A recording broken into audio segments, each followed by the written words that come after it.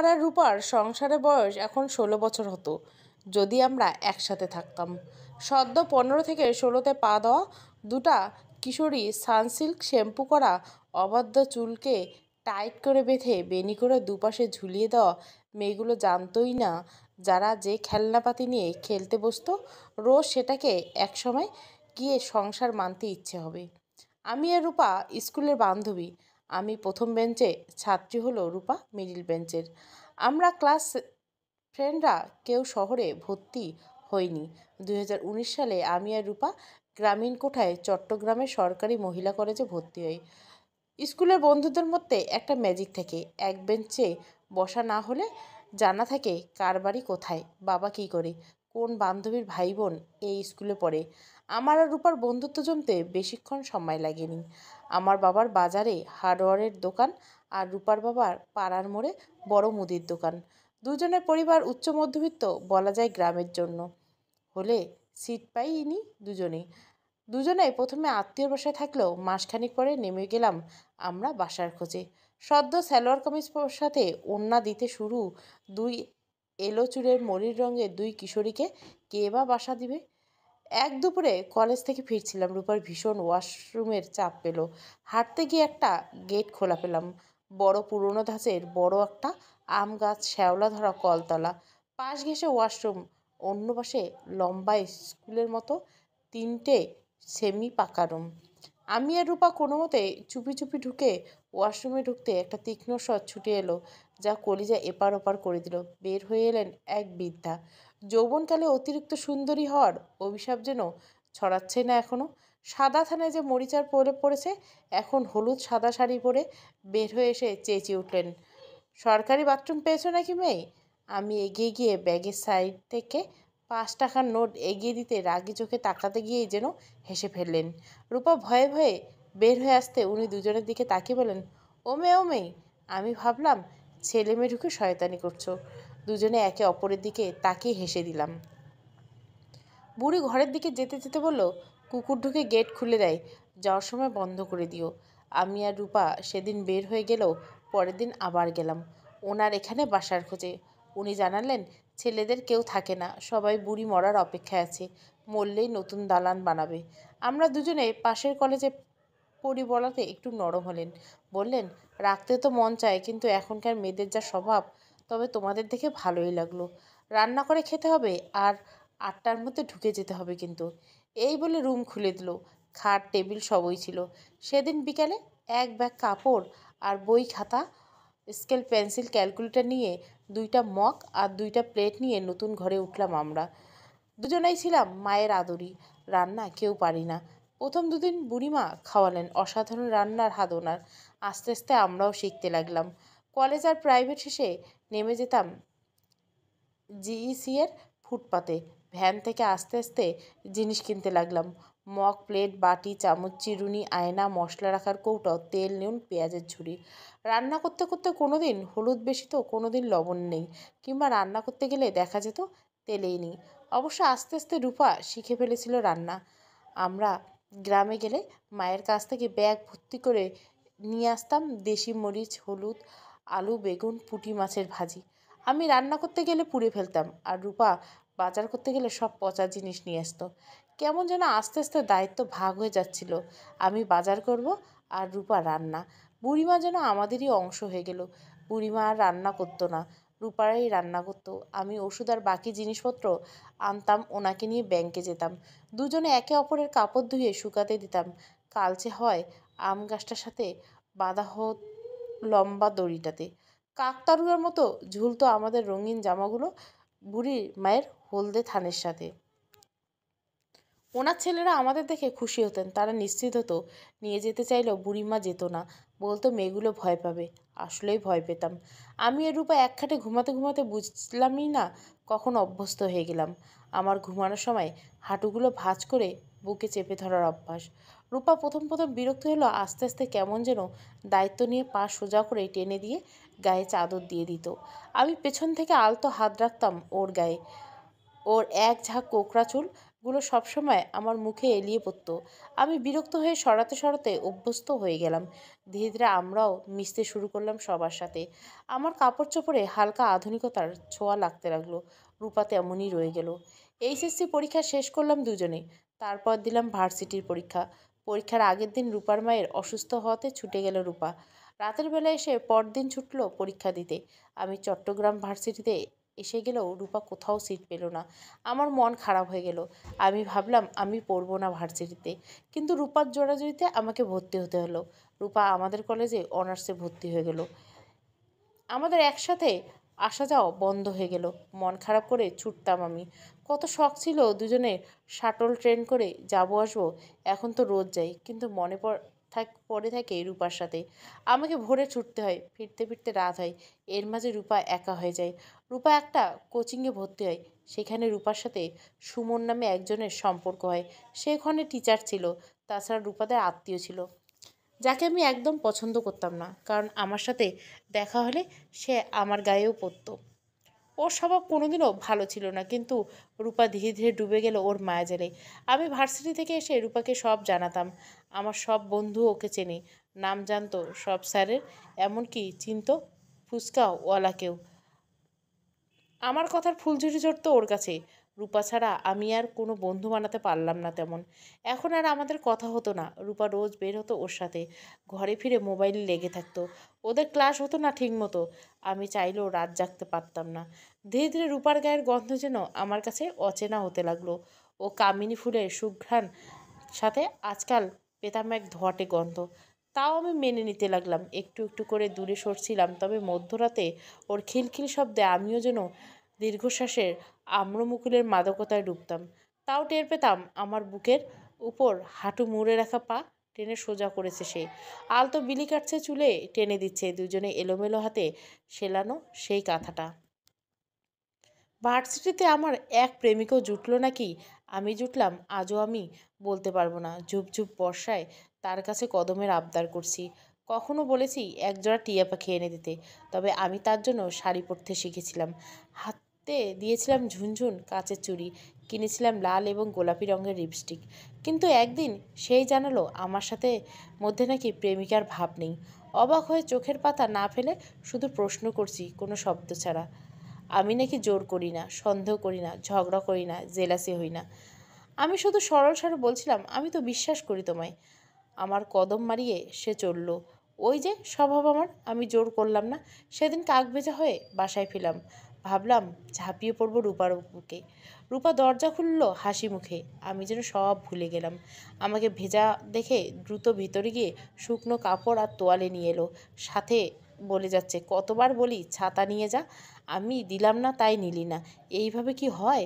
আমি ওকে ডাক দিলাম, রূপা। ওর চোখগুলো সেদিন বিড়ালের মতো জ্বলজ্বল করছিল আমাদের শার্ট ওয়ার্ডের নাইটের মধ্যে। আমার মাথার উপরে গামছা আর হাতে গেঞ্জি দিয়ে বললো, তাড়াতাড়ি যা প্লিজ, ঘর ভিজে যাচ্ছে। আমি কাপড় চোপড় ছেড়ে এলাম। দেখি আমাদের ঘাটের উপর কয়েকটি জিনিসপত্র আর একটি বিরিয়ানির প্যাকেট। আমি চুল মুছতে মুছতে বললাম, আজও বের হয়েছিলি? হ্যাঁ, তোর জন্য বিরিয়ানি এনেছি, খা। আমার পেট খারাপ করেছে। আর কিছু রাঁধিসনি? না, আমি বিকালেই বের হয়ে গেছিলাম, বুড়িমাকেও বিরিয়ানি খাইছি। ও, এতক্ষণ? আমার কথা যেন ও কানেই যাচ্ছে না। আমি পা তুলে খাটে বসলাম। বিরিয়ানির প্যাকেট খুলে মুখে দিলাম। ও আমাকে ব্যাগ খুলে খুলে জিনিস দেখাচ্ছিল, চুড়ি, স্যান্ডেল, ক্লিপ। তারপর একটা শাড়ি ওর কাঁধের উপর ধরলো। আমাকে দেখে চোখ নাচিয়ে বলল, এটা কেমন? আমি মাংস মুখে দিতে বললাম, ভালো, তবে বেশি উজ্জ্বল, বিয়ের শাড়ির মতো। ও ফিক করে হেসে বলল, তো বিয়ের শাড়ি বিয়ের শাড়ির মতো হবে না? আমি যেন জিভে কামড় খেলাম। বুঝিনি এমন স্বরে বললাম কি। ওর চোখগুলো এখনো মধ্যরাতের বিড়ালের মতো জ্বলজ্বল করছিল। আস্তমিত সূর্যের মতো রাঙা হয়ে উঠছিল ওর মুখের আদল। আর আমার বসার স্থানটা যেন নড়েচড়ে উঠছিল, মাথা ঘুরছিল। আমার ধাক্কা সামলানোর আগে ও বলল, আমার কাল বিয়ে, কোর্ট ম্যারেজ, আমার পক্ষ থেকে তুই সাক্ষী দিবি। আমি আর ধৈর্য ধরতে পারলাম না, চেঁচিয়ে উঠলাম, পাগল হয়ে গেছিস? এখন কোথায় কি পড়াশোনা বাকি, কত কিছু করা বাকি। তাছাড়া বাবা মাকেও না জানিয়ে কত কষ্ট পাবে ওরা, জানিস না? ছেলে খেলা নাকি বিয়ে। মাসি আমাকে ভরসা করে এইখানে পাঠিয়েছে তোকে। আমি এখনই ফোন দিব। আর সুমন একদমই ভালো ছেলে না। আমি খবর নিয়েছি ও কোচিংয়ে প্রতি বছর এমন একটা প্রেম করে, তারপর বিভিন্ন কারণ দেখে ব্রেকআপ করে, একটা মেয়ে অবধি করেছে। রূপা নির্বাক হয়ে বলল, আমি জানি সুমন ওকে ভালোবাসতো না, তাই আমাকে তো ভালোবাসে, আমাকে বিয়ে করছে, আর কাউকে তো করেনি। তুই জানিস যে করেনি। আমাকে দুদিন সময় দেয়, আমি সব খবর তোকে এনে দিচ্ছি। প্লিজ, এইসব আমি শুনতে চাই না। রূপা আমাকে জড়িয়ে ধরে গালে চুমু দিয়ে বলল, আমি চাই তুই আমাকে সাজা, আর কিছু না। আমি ব্যস্ত সুরে বললাম, কাল আমার পরীক্ষা আছে, প্লিজ। আমি কিছু বললাম না, সারা রাত ঘুমালাম না, ভোরে বের হয়ে গেলাম। তারপর এক পার্কে গিয়ে বসে রইলাম ঘন্টা চারেক। রূপা ফোনের উপর ফোন দিচ্ছিল, আমি ক্লান্ত শরীর নিয়ে ফিরলাম। রূপার অভিমানের ন্যাকাশটটা আজ বড্ড পোড়াচ্ছিল। লাল সেই শাড়িটা পরিয়ে দিলাম, সাজিয়ে দিলাম, মাথায় গোলাপও দিলাম। রিক্সা করে যখন ওকে নিয়ে কোর্ট বিল্ডিংয়ে যাচ্ছিলাম, মনে হচ্ছিল সবাই শুধু ঘুরে ওকেই দেখছিল। বিয়ে শেষে খাওয়া দাওয়া হলো, তারপর আমি রিক্সা ঠিক করলাম। রূপাকে ডাক দিলাম, আয়। রূপা লাজুক স্বরে মাথা নামিয়ে বলে, শোন, ওর এক ফ্রেন্ড এর বাসায় আমাদের জন্য আজ ব্যবস্থা করা হয়েছে, তুই যা। কিঞ্চিত বিরক্ত হলে বললাম, কী ব্যবস্থা? তখন সুমন ওর কাঁধে হাত রেখে বলল, বাসর রাত, চাইলেও তুমিও জয়েন করতে পারো। রূপা সুমনের পেটে আলতো ঘুষি দিয়ে বলে, যা। সুমন রিক্সা বাড়ি দিয়ে বলল, মামা যাও। আমার দিকে তাকিয়ে বলল, এখন থেকে একলা চলতে শেখো। কথাটা ঠাট্টার মতো শুধু শব্দ মনে হলো। শব্দগুলো যেন এক একটা ধারালো ছুরি, আমাকে এপার ওপার করবো দুভাগ করে দিল। রূপাকে যেন আমি আগের স্টেশনে ফেলে উঠে গেলাম কোনো গাড়িতে, কিংবা আমাকে স্টেশনে ফেলে যেন ও বাদ ছেড়ে দিল। আমি রয়ে গেলাম একা। সেই রূপাকে আমি আজ দেখলাম সাদা কালো পাড়ের ফুলের কাজের এক শাড়িতে আমার কেবিনের সামনে বসে আছে।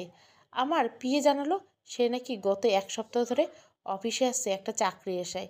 তার সিভিটা আমার সামনে পড়ে আছে। আমার পিএকে ডেকে বললাম, ওনার চাকরি হচ্ছে না কেন? ম্যাম, আমাদের অফিসের একজন ওনাকে চেনে, উনি নাকি অনেক দিন জেলে ছিলেন, উনি নাকি অনেক রহস্যজনক। আমি আমার কেবিনের ভিতর থেকে আমার সাদাসিধে জামা পরা সেই রূপাকে দেখলাম। সে কিভাবে এত রহস্য বানিয়ে ফেলতে পারে?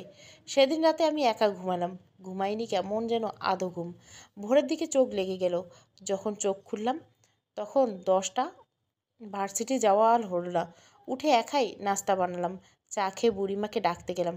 কোনো সাড়া শব্দ পেলাম না। বুড়িমা সেই রাতে মারা গেছিল। আমার বুঝতে অনেকক্ষণ সময় লাগলো, বুড়িমা আর নেই। আমি রূপাকে অনেকবার ফোন দিলাম, ওর মোবাইল বন্ধ। কি করব বুঝতে না পেরে সামনের দোকানে কামাল চাচাকে ডেকে আনলাম। কামাল চাচা আশেপাশের মানুষকে ডেকে ফ্রিজারের ব্যবস্থা করলো। ওনার ছেলেদের ফোন দেওয়া হলো, ওনারা আসবেন একদিন পর, নানা মানুষ আসছে। আমি একাই ওদের চা নাস্তার ব্যবস্থা করছি। আমি বারবার গেটে দেখছি রূপার অপেক্ষায়। রূপা আসে নাই সেদিন। পরদিন যখন বুড়িমার শেষ সভা হলো, রূপা লাল বেনারসি পরে ঢুকছিল। ওকে দেখে আমার সব কান্না বাঁধন ছেড়ে বের হয়ে আসার কথা ছিল, কিন্তু না। আমি যেন সব কান্না, সব কষ্ট, সব অভিমান তাকে জমিয়ে সাজিয়ে গুছিয়ে ফেলেছি। এইখানে আসা সব মানুষের সাথে আমি ওকে আলাদা করতে পারছিলাম না। আমার পাশে এসে বসলো বটে, আমি ওর দিকে ফিরেও তাকালাম না। যেন একদিনে আমরা দুই প্রিয় মানুষ হারিয়ে ফেলছি। পর 2 দিন আমার বাসায় রইলাম, তবে আমি একটাও কথা যেন বললাম না। যেন কোনো কথা নেই আমার ওকে বলার মতো। মাঝে মাঝে দেখি রূপা অনেকক্ষণ ধরে ফোন দিয়ে যাচ্ছে, ওপাশ থেকে কেউ ধরছে না। তখন যে হাঁটুতে মাথা রেখে বসে থাকে, জানলার দিকে তাকিয়ে রয়েছে বুড়িমায়ের সেই শ্যাওলা ধরা আম গাছটা। ওর এক ঝাঁক কোঁকড়ানো চুলগুলো পিঠে এলোমেলো ছড়িয়ে রয়েছে। আমি একবারের জন্য যাইনি ওকে জিজ্ঞাসা করতে কি হয়েছে। বেশ কিছুদিন পর সাধারণত আমাদের এই বাসায় কেউ আসে না। 8:30টার দিকে ধূপ ধূপ কেউ গে বাড়ি ঢুকছিল। বুড়িমা মারা যাওয়ার পর নানা ধরনের ঝামেলা পোহাতে হয়েছে। আমি ভাবলাম সেরকম কিছু। আমার পরীক্ষা ছিল, আমি পড়ছিলাম। রূপা রান্না করছিল, আমি গিয়ে দরজা খুললাম। রূপার বাবা আর দাদা এসেছে। আমাকে জিজ্ঞাসা করলো রূপা কোথায়। আমি বললাম ভেতরে আছে। আমাকে আর কিছু বলার সুযোগ না দিয়ে ওরা বাসায় ঢুকে একটা হুঙ্কার দিল, রূপা। রূপা চুলা থেকে হাঁড়ি নামাচ্ছিল, ভয়ে হাত থেকে ফেলে দিল। মাছের গরম ঝোল পড়লো ওর গায়ে, ও আঁতকে উঠলো। আমি তাড়াতাড়ি গিয়ে ধরার আগে ওর দাদা ওর গালে ঠাস করে থাপ্পড় বসিয়ে দিল। আমি যা বুঝলাম ওরা রূপার বিয়ের কথা জেনে গেছে। ওর দাদা ওকে কয়েক থাপ্পড় বসিয়ে দিল। আমি তাড়াতাড়ি গিয়ে ধরলাম, সামনে দাঁড়িয়ে গেলাম। ওর বাবা আমার দিকে তাকিয়ে বলল, মেহুল, তুমি আমাদের সাথে বিশ্বাসঘাতকতা করলে। আঙ্কেল, আমি অনেকটা বুঝিয়েছি, আমাকে একটা ফোন করে জানাতে পারতে। ওর দাদা হুঙ্কার দিল, অন্যের মেয়ের থেকে কেন আশা রাখছো? নিজের মেয়ে রেখেছে, আর মেহুলও সাক্ষী ছিল সেই বিয়ের। ওর দাদা আবার তেরেলো, আমাদের মান সম্মান নষ্ট করার আগেই একবার তো চিন্তা আসলো না? রূপা কিছু বলতে পারছিল না, হিচকি দিয়ে কাঁদছে, ওর ফর্সা গাল লাল হয়ে উঠছে। ওর বাবা আমাদের খাটে বসে পড়লো। ওর দাদা বলল, জিনিসপত্র গোছাও, আমরা আজ তোকে নিয়ে যাব, অনেক হয়েছে, আর করতে হবে না পড়াশোনা। আমি রূপাকে বুকে জড়িয়ে নিলাম। আমি বললাম, আঙ্কেল প্লিজ ওর পড়াশোনা শেষ করতে দিন। উনি ভীষণ করুণ সুরে বলল, পড়াশুনো করতেই তো পাঠিয়েছিলাম, বিয়ে যখন করেই ফেলেছে তখন তো আর কিছু করার নেই, শ্বশুরবাড়ি পাঠাতে হবে, সেখান থেকে করতে পারলে করবে। আজ ওকে নিয়ে যাব, কাল ছেলেপক্ষ ওদের আসতে বলছি, যাতে সামাজিকভাবে বিয়েটা দিতে পারি। গ্রামের মুখ বাঁচিয়ে তো বাঁচতে হবে, সব গুছিয়ে নেই। আমি আর কিছু বললাম না। রূপা 4 বছর যাবতীয় কাপড় চোপড় আর বই গুছিয়ে নিল। পড়ে রইল কিছু ওর স্পর্শ হয়ে আমার জন্য। যাওয়ার সময় আমাকে অনেকক্ষণ জড়িয়ে ধরলো। হয়তো অনেক কথা বলার ছিল দুজনে, কিন্তু কোনো শব্দই আমরা পেলাম না। রূপা যাওয়ার পর আমি একা হয়ে গেলাম। একা আর থাকা যাচ্ছিল না। বুড়িমার ছেলেরা চাপ দিচ্ছিল চলে যাওয়ার জন্য। সে বাড়ি ভেঙে এখন বড় বিল্ডিং বানাবে। আমি বাসা ছেড়ে হোস্টেলে উঠলাম। সব যেন কেমন নিষ্ক্রিয়ভাবেই চলছে। মা ফোন দিয়ে জানালো ধুমধাম করে রূপার বিয়ে হয়েছে। রূপাকে কী যে সুন্দর লাগছিল, একেবারে পরীর মতো। তুই আসলি না কেন? মা, আমার পরীক্ষা। রূপা ফোন দিয়েছিল, আমি জানিয়েছি আমার পরীক্ষা। সেমিস্টার শেষে সবাই বাড়ি চলে যায়, আমিও গেলাম। সারাদিন রুমের ভিতরে বসে থাকি, খেয়ে আবার শুয়ে পড়ি, বই পড়ি। প্রায় সময় স্বপ্ন দেখতাম রূপাকে, যেন ওর চুলের গন্ধ পাচ্ছি। এক বিকেলে ঘুমাচ্ছিলাম, এখনও ঘুমালে বুকে হাঁটু মুড়ে ঘুমিয়ে থাকি। আমার মনে হলো কেউ এসে আমার পাগুলো টেনে সোজা করে দিচ্ছে আর গায়ে কাঁথা টেনে দিচ্ছে। আমি ঘুমের ঘুরে বললাম, রূপা। রূপা বলে একটু হুম, আস্তে করে আমার মাথায় হাত বুলোলো। আমি ভাবলাম আমি স্বপ্ন দেখছি, কিন্তু পরক্ষণে আবার ধরপড়ে উঠে বসলাম। সত্যি সত্যি রূপা হাসি মুখে বসে আছে, কমলা রঙের শাড়ি পরেছে একটা। আমার জানলা সোনালি রোদ ঢুকে তা আরও উজ্জ্বল দেখাচ্ছে, টকটক করে জ্বলছে ওর মাথার সিঁদুর। ঝুনঝুন আওয়াজ হচ্ছে, হাতে ভর্তি চুড়ি, অন্নপূর্ণার মতো পরিপূর্ণ লাগছে। আমি ঘোরের দিকে তাকিয়ে রইলাম। রূপা হাসছে, হাসার সাথে সাথে ওর স্বর্ণের কানের দুলগুলো নড়ছে। আমি উঠে বসলাম, চোখ মুছতে বললাম, রূপা তুই তুই তো আমার উপর এখনও রেগে আছিস, কথা বলিস না, দেখা করিস না, বিয়েতে এলি না। তাই আজ সুমিত থেকে শুনলাম, তাই এই অবস্থায় তোর সাথে দেখা করতে এসে গেলাম। আমার বুঝতে সময় লাগলো, এই অবস্থায় মানে কি হয়েছে তোর? রূপা আলতো হেসে নিচের দিকে তাকালো, আমিও তাকালাম। পেটটার দিকে তাকিয়ে রইল। মাথায় যা আসছিল তা মনে আনতে পারছিলাম না। তাও অবাক স্বরে বললাম, তুই প্রেগনেন্ট? রূপা মাথা নাড়ে। 7 মাস। অক্টোবরের 27 তারিখ ডেট দিয়েছে। ভালো হয়েছে তখন, না গরম না ঠান্ডা, ভালোই হবে। রূপার কথা আমার মাথার উপর দিয়ে যাচ্ছিল।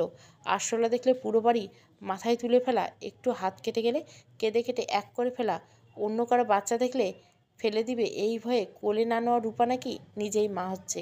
হয়তো আমার এমন খুশি হওয়ার কথা, কিন্তু আমি মুখ থেকে প্রথমে বের করলাম, তোদের তো অক্টোবরের 3 তারিখ থেকে অনার্স ফাইনাল এক্সাম, পরীক্ষা দিবি না? রূপা বোধহয় এই প্রশ্নের জন্য প্রস্তুত ছিল না, একটু অপ্রস্তুত হয়ে বলল, এক্সাম কীভাবে দিব? আমি ওর হাত ধরে বললাম, এতদিন পরে এসে ফাইনালে এক্সাম দিবি না, প্রস্তুতি কেমন? রূপা হাসে, ধুর প্রস্তুতি, বিয়ের পর বই নিয়ে বসিয়ে নি। আর আমি তো ওর মা বাবার সাথে বান্দরবনে থাকি, কলেজে যাই না। কেন? সুমন কোথায় থাকে? ও তো শহরেই থাকে, বৃহস্পতিবার যায়। ওনা টিচার, ও জানে না তোর পড়ালেখা তোর জন্য কত ইম্পর্ট্যান্ট? রূপা একটা দীর্ঘশ্বাস ফেলে আমি ওর হাত ধরে বললাম, না হলে দিয়ে দেয়, আমি জানি তুই পারবি, একটা দুটো খারাপ হলেও আবার দেওয়া যাবে। সুমনের সাথে শহরে থাক 1 মাস 3, পরীক্ষা শেষ করে আবার চলে যাবি। আর তোর সমস্যা হলে আমি তোর নোট রেডি করে দিব, আর তোর কেয়ার ও করলাম আর কেউ না থাকলে। রূপা চুপ করে আছে। আমি ওকে ধাক্কা দিলাম, কি ভাবছিস? দেখি ওকে বলে দেখি ও কি বলে। আমি চেঁচিয়ে উঠলাম, রূপা। আমার হঠাৎ চেঁচিয়ে ওঠাতে রূপা ভয় পেয়ে গেল। আমি নিজেকে আর কন্ট্রোল রাখতে পারলাম না। রূপা, তুই ওকে বিয়ে করছিস, ওর কাছে বিক্রি হয়ে যাসনি। ও কি বলে মানে? কি? তোর পড়াশোনা তুই শেষ করবি না? এই পড়াশোনার জন্য আমি আর তুই মা বাবা ঘর ছেড়ে একা একা শহরে থেকেছি, আদা পেট খেয়ে ক্লাসের পর ক্লাস করেছি, হাত পুড়ে রান্না করছি, ঘন্টা রাস্তা হেঁটে লোকালে চড়ে টেস্ট পেপার কিনেছি। আমরা কিভাবে পড়াশোনা করছি আমরা জানি। ওর কি অধিকার আছে তোকে পরীক্ষা দেওয়া না দেওয়ার পারমিশন দেওয়ার? আমার আছে। আমি বলছি তুই পরীক্ষা দিবি। রূপা মাথা নাড়ে। তুই বুঝতে পারছিস না, এই অবস্থায় বেবির কিছু হয়ে গেলে সুমন আমাকে মেরে ফেলবে, আমি পারবো না। রূপা কথাটা শেষ করতে পারে না, আমি ঠাস করে ওর গালে থাপ্পড় লাগিয়ে দিলাম। পরীক্ষা দিলে কেন, কিছু হবে তোর? বাচ্চাটা তোর, ও না? কিসের জন্য, কাকে ভয় পাচ্ছিস তুই? রূপার চোখ টলমল করছে। আমি নিজেকে শান্ত করে বললাম, আমি বলছি তুই পরীক্ষা দিবি, দরকার হলে আমি বসে থাকবো তোর সাথে যতক্ষণ পরীক্ষা দিবি। প্রিন্সিপাল ম্যামকে বলে আমরা সেই কলেজে পড়ে এসেছি, এটুকু তো সাথ দিবে। রূপা কিছু বলল না, উঠে দাঁড়িয়ে পড়ল। আজ উঠি। রূপা, আমি কিন্তু তোকে পরীক্ষা দেওয়াই ছাড়বো, মনে রাখিস।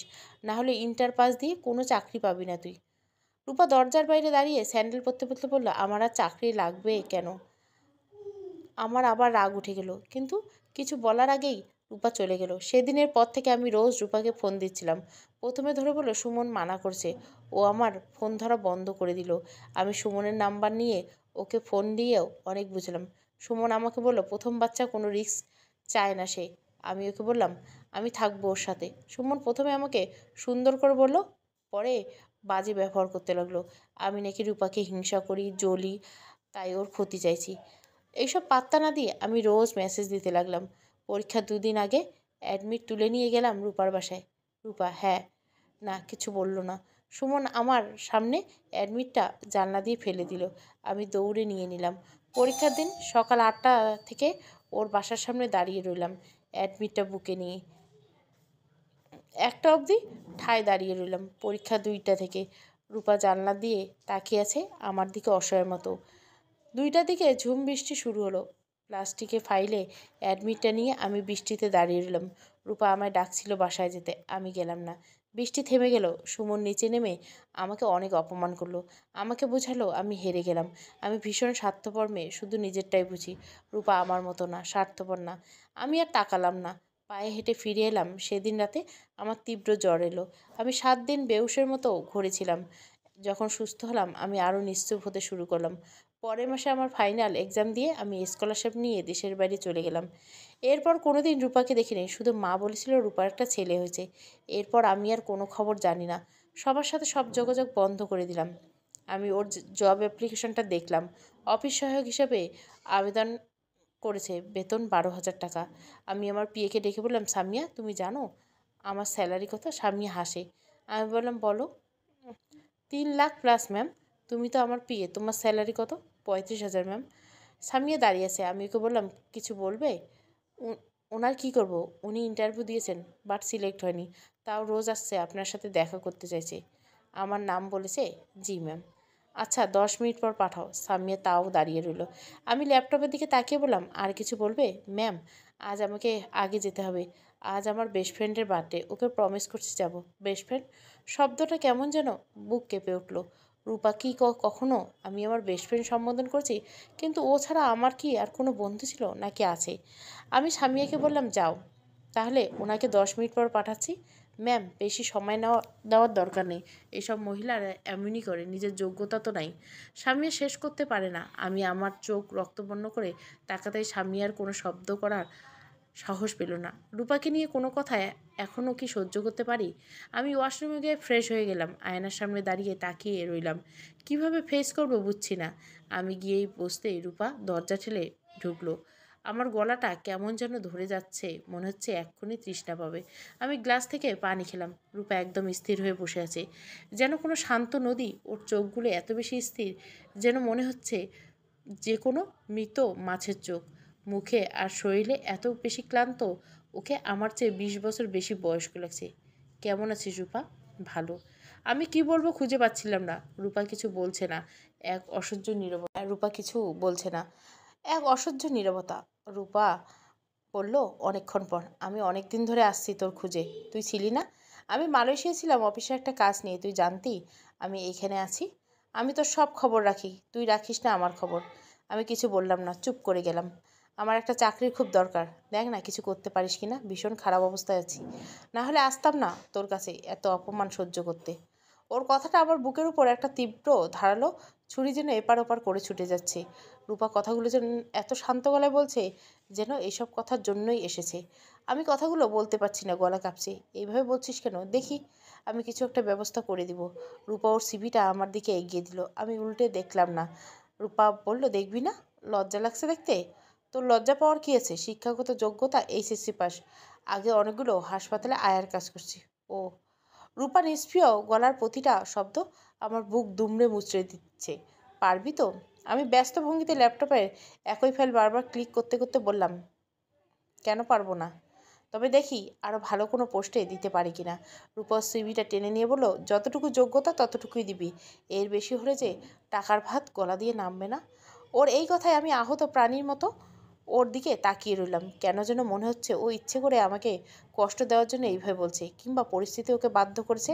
আমি মাথা নেড়ে বললাম, আচ্ছা। রূপা বসে আছে, আমিও বসে আছি।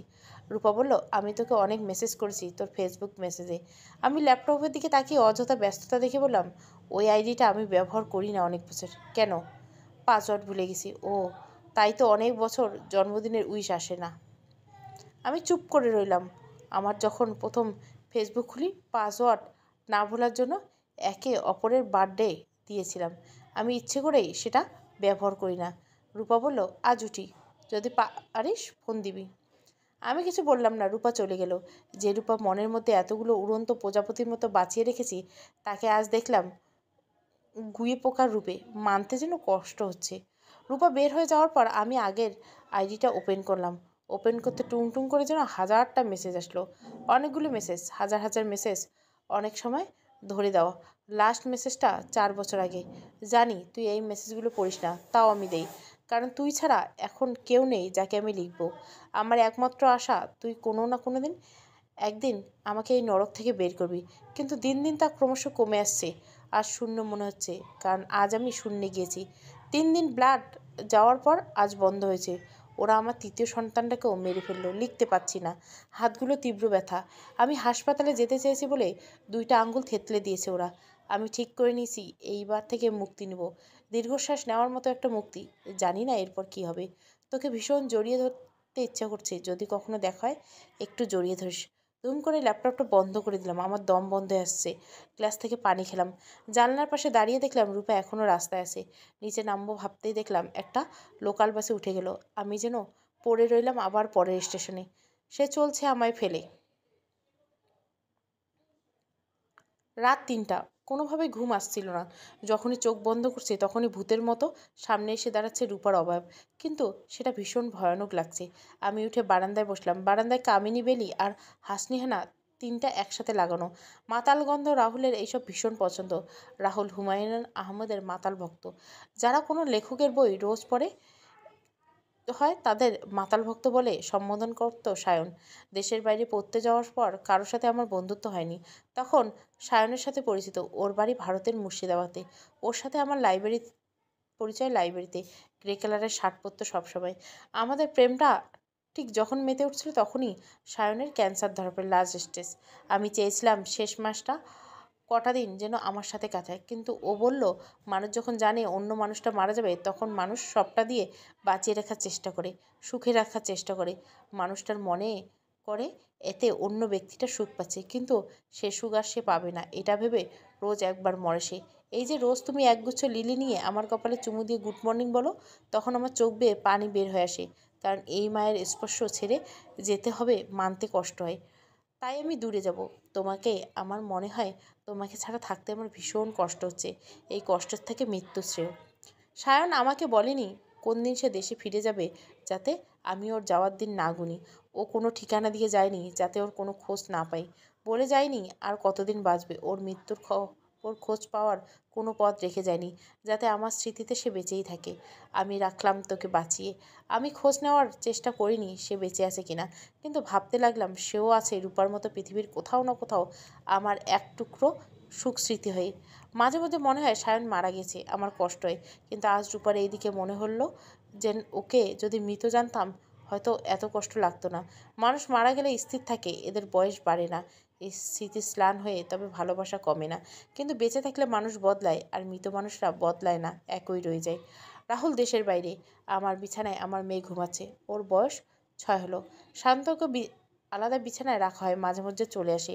রূপা যে ছেলেটা হয়েছিল সে কোথায় গেল? কেমন আছে, কি হয়েছিল রূপার সাথে, এইসব মাথায় ঘুরছিল। আমার বারান্দায় একটা টেবিল আছে, ল্যাপটপটা খুলে বসলাম, মাথাটা ধরছে, ইচ্ছে করছে কড়া একটা কফি খেতে, কিন্তু শিউলি ঘুমাচ্ছে, ডাকলে হয়তো উঠে বানিয়ে দিবে, তবে এতে ওর ঘুম শেষ, দিনের বেলায় ঝিমোতে ঝিমোতে কোনো কাজই করবে না। একটা দীর্ঘশ্বাস নিলাম, সাহস করে ল্যাপটপ খুলে বসলাম, একদম প্রথম থেকে রূপার মেসেজগুলো পড়তে শুরু করলাম। প্রথম মেসেজটা সেদিন থেকে, যেদিন থেকে ওর বাসার সামনে দাঁড়িয়েছিলাম।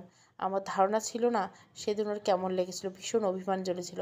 মেহুল, এখনও রাগ করে আসিস, প্লিজ রাগ করিস না। সারাদিন বৃষ্টিতে ভেজার কি দরকার ছিল? আমি দিতে চেয়েছি পরীক্ষা, কিন্তু সুমন আমাকে বলছে আমি যদি তোর কথা শুনে বের হই আর আমাকে ঘরে ঢুকতে দিবে না। আমাদের সন্তানের কোনো ক্ষতি সে চায় না। প্লিজ আমাকে ভুল বুঝিস না। পরের বছর আমি ঠিক পরীক্ষা দিব, আর রেজাল্টটা সবার আগে তোকেই জানাবো। তার কিছুদিন পরের মেসেজ, মেহুল, এক সপ্তাহকে ভুল বুঝিস না, পরের বছর আমি ঠিক পরীক্ষা দেব, আর রেজাল্টটা সবার আগে তোকেই জানাবো। তার কিছুদিন পরের মেসেজ, মেহুল, এক সপ্তাহ হয়ে গেল, এখনও রেগে আছিস, মোবাইল বন্ধ, মেসেজও সিন করছিস না। তোর মাকে ফোন দিয়েছিলাম, মাসি জানালো তোর ভীষণ জ্বর, আমার তোর খুব কাছে যেতে ইচ্ছে করছে রে মেহুল। মাসখানেক পর মেসেজ, মেহুল, আমার ছেলে হয়েছে, গত পরশু বাড়িতে ফিরছি বাপের বাড়ি, সুমন আর ওর মা আমার সুবিধার জন্য বাপের বাড়িতে পাঠিয়ে দিল। মা আমার ছেলের যত্ন করছে, আমারও করছে। সেদিন বিকালে সুমনে আসার কথা ছিল, কিন্তু এখনও আসেনি। মাকে শুনলাম তোর মাকে খবর দিতে, তোর বাবাকে মিষ্টি খেয়ে গেল। মেহুল, তুই আসবি না আমাকে দেখতে, আমার ছেলেকে কোলে নিবি না? এরপর 2 দিন পর পর কেমন আছিস, ফোন ধরিস না কেন, কেন এই ধরনের ছোট ছোট মেসেজ। মাস 3 পর আবার মেসেজ, মেহুল, 3 মাস হয়ে গেল, কোনো খবর নিস না। সুমনও খুব একটা খবর নেয় না, প্রথম মাসে 3-4 বার এসেছিল, তখন সামান্য কিছু খাবার ওর ওষুধ এনেছে। বাচ্চাটা কেমন যেন অসুস্থ হয়েছে, শ্বাসকষ্ট হচ্ছে, 2 দিন পর লেবুলাইজার করতে হয়। সুমন কোনো টাকা পাঠায় না, ফোন করলে কথা বলে না, টাকার কথা বললে পরের কথা বলছি বলে 3-4 দিন ফোন ধরে না, তখন আমার পাগলের মতো লাগে। সেদিনের একবার ফোন দিল, একটা মেয়ে হ্যালো বলল, আমার আর মন মানছে না রে, জানিস, কাউকে কিছু বলতে পারছি না, বললে বলবে বিয়ে করার সময় আমাদের বলেছিলি। এই আমার বড় অপরাধ মেহুল, তুই কি একই কথা বলবি? কী করব বুঝতে পারছি না, একমাত্র তোর সাথে কথা বললে কোনো সিদ্ধান্ত নিতে পারতাম। আমি ভেবেছি কাল বাচ্চাটাকে নিয়ে শহরের বাসায় চলে যাব। এরপর প্রায় 1 মাস পরের মেসেজ, মেহুল, সব শেষ হয়ে গেছে, আমি এই কোন নরকে এসে পড়লাম জানিস, সুমন আমার গায়ে হাত তুলছে আজ, আমি নাকি বিচ্ছিরি হয়ে গেছি, আমার সাথে তার কোনো মিল নেই, দিনে রাতে ঘরে আসে না, কোচিংয়ে সে এক নতুন মেয়ের প্রেমে মজেছে, আমি অনেকটা জোর করে ওদের ঘরে আছি, ওর বাবা মা ওর সুরে কথা বলে, আমি বাজে চরিত্রের মেয়ে, তাই একা একা বিয়ে করে ফেলেছি। আমি এমন আরও অনেক করেছি, যা যা শব্দ আমাকে কষ্ট দিবে তার একটাও যেন ছাড় দিচ্ছে না ওরা আমাকে বলতে। মেহুল, তুই তো জানিস আমি কেমন, আমার তোর কথা শোনার দরকার ছিল, ওদের কথা শুনতে গিয়ে আমি তোকে হারিয়ে ফেললাম। প্লিজ একবার মেসেজগুলো দেখ, প্লিজ একবার আমার সাথে কথা বল, আমাকে এই নরক থেকে উদ্ধার কর, প্লিজ মেহুল, তুই ছাড়া যে আমার কেউ নেই, ওরা আমার ছেলেটাকে মেরে ফেলবে মেহুল। আমি ল্যাপটপটা ধুম করে বন্ধ করে দিলাম, আমার মনে হচ্ছে আমার গলার 2 দিকে দড়ি ধরে কেউ টানছে ভীষণ জোরে। উঠে আমি ওয়াশরুমে ঢুকে মুখে পানি দিলাম, আমি কান্না করিনি, কিন্তু চোখ দুটো লাল হয়ে গিয়েছে। আমার মনে হচ্ছে রূপা কেন আজ আমাকে এইভাবে কাঠগড়ায় দাঁড় করেছে। রূপা জানতো একমাত্র আমি ওকে বুঝবো, কিন্তু ওর এইসব জঘন্য সময়গুলোতে আমি ওর পাশে ছিলাম না। আমি কফি বানিয়ে নিলাম, আবার বসলাম, মাঝখানে অনেকগুলো মেসেজ ডিলিট করা। বছর 2 পরের মেসেজ, মেহুল, কোথায় তুই, কেমন আছিস, জানি দেশের বাইরে আছিস, আচ্ছা মেহুল, তোর জীবন কেমন চলছে, রূপকথার গল্পের মতো, দামি গাড়ি, দামি বাড়ি, পারফেক্ট শিক্ষিত একটা স্বামী, কাজের লোক, চকচকে কর, সব কি তেমন যেমন তুই চাইতি, তবে আমার জন্য সহ? আমি শেওড়ালা ধরা ঘর, স্যাঁতস্যাঁতে ফ্লোর, ঝুপসির মতো অন্ধকার ঘর, ছেঁড়া অন্তবাস, রং ওঠা 2টা 8 পৌর শাড়ি, চামড়া ওঠা চটি, এই কোনো রূপা আমি? নিজেকে চিনতে পারছি না, তাও জানিস, মধ্য দুপুরে তন্দা ঘুমের মধ্যে আমি দেখি তুই এসেছিস, আমাকে ডেকে তুলছিস, রূপা এই ওঠ, আমি তোকে নিতে এসেছি আমাদের রূপকথার রাজ্যে। আমি তোর হাত ধরে বের হব, আসি, পা মারিয়ে যে তপ্ত কয়লা খনিকে, একটা দমকা হাওয়া এসে উড়িয়ে নেয় আমার ঝড়-ধরা চুলে, ছেঁড়া আঁচলা, তারপর সব থেমে যায়, আমি তোকে হারিয়ে ফেলি। তুই আমার হাত ধরে চলে যাস দূরে, অনেক দূরে, সোনালি রঙের পাহাড় শিরে দাঁড়িয়ে আমার দিকে তাকে হাসিস উচ্চস্বরে, আর বলিস, আমি তোকে বলছিলাম না, তুই আমার কথা শুনিসনি। আবার মাস 2 পরের মেসেজ, মেহুল, আমার জীবনটা এত নরকের মতো হয়ে গেছে, তোকে বলতে ইচ্ছে করছে না আবার প্রেগনেন্ট আমি, কিন্তু শরীরে এক ফোঁটা শক্তি নেই। এই মনে হয় সব ঠিক হবে যখন ও আমাকে কাছে টেনে নেয়। পরক্ষণে উল্কার পিণ্ডের মতো ছুটে যায় সেই সুখে। আমি ধরতে পারি না। 6 মাস পরের মেসেজ। ওরা আমার মেয়েটাকে মেরে ফেললো, আসতে দিল না পৃথিবীতে। অনেক দিন পর লাস্ট মেসেজ। জানিস তুই এই মেসেজগুলো পড়িস না, তাও আমি দেই, কারণ তুই ছাড়া এমন কেউ নেই যাকে লিখবো। আমার একমাত্র আশা তুই কোনোদিন একদিন আমাকে এই নরক থেকে বের করবি, কিন্তু দিন দিন ক্রমশ কমে আসছে। আর শূন্য মনে হচ্ছে, কারণ আজ আমি শূন্য হয়ে গেছি। 3 দিন ব্লাড যাওয়ার পর আজ বন্ধ হয়ে গেছে। ওরা আমার তৃতীয় সন্তানটাকেও মেরে ফেললো, লিখতে পারছি না, হাতগুলো তীব্র ব্যথা। আমি হাসপাতালে যেতে চেয়েছি বলে 2টা আঙ্গুল থেতলে দিয়েছে। আমি ঠিক করছি এইসব থেকে মুক্তি নেব, দীর্ঘশ্বাস নেওয়ার মতো একটা মুক্তি। জানি না আমার কি হবে। তোকে ভীষণ জড়িয়ে ধরতে ইচ্ছা করছে। যদি এখনও দেখা হয় একটু জড়িয়ে ধরিস। ল্যাপটপ বন্ধ করে হা করে নিঃশ্বাস নিতে লাগলাম। বেলির সুবাস মাতাল হচ্ছে। একটা বালতি কালো রঙের মধ্যে কেউ যেন এক ফোঁটা দুধ নাড়তে লাগলো। হালকা ঘোলা হতে শুরু করলো আকাশটা। চোখ বেয়ে পড়ছে একরাশ অভিমানী। আমি বিছানায় গেলাম। হয়তো ব্রেনে অতিরিক্ত চাপ নেওয়াতে আমি কখন ঘুমিয়ে পড়লাম জানি না।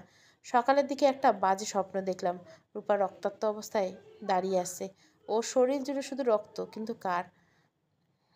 এক কথা চলবে, গলার নিচ থেকে টুপ টুপ করে পড়ছে, কালচে। তারপর তীব্র হাসিতে বলতে শুরু করলো, এইবার তোর পালা। চলবে। রূপার সংসার। ভালো লাগলে পরের পর্ব দিব।